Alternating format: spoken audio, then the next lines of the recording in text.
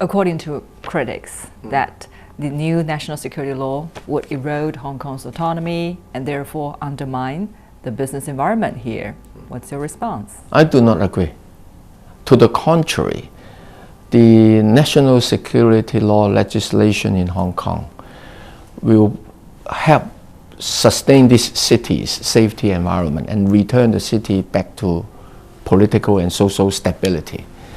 In the past half a year, when I engaged with foreign investors, and even recently, after the announcement of the legislation, when I talked to bankers here, private wealth management professionals here, the overall response, I must say, is positive, because people think that social stability and law and order are very important for an international financial center, and also very important for them as an investor.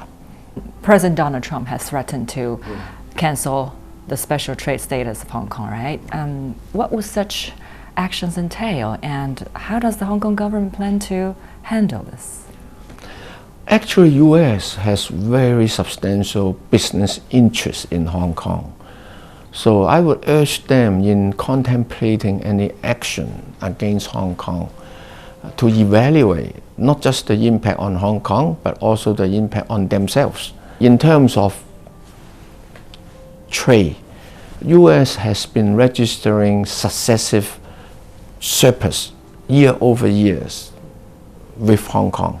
In the past decade, the overall surplus to their favor is close to 300 billion Hong Kong dollar. And apart from trade, they have very substantial presence here in the financial services sector, in the professional services sector. I would say that the impact on Hong Kong is very minimal, because Hong Kong is basically a service economy. Manufacturing only accounts for about 1% of our GDP. And in fact, goods manufactured in Hong Kong and exporting to the US only accounts for 0.1% of our total export. So in fact, this change will not have any significant impact on our economy. That may perhaps stir up some investment sentiment. It is important for us to explain to the investing public what the national security legislation entails and its objective. My experience in the past week in talking to different stakeholders is that when they understand the objective of the legislation, they feel more easy.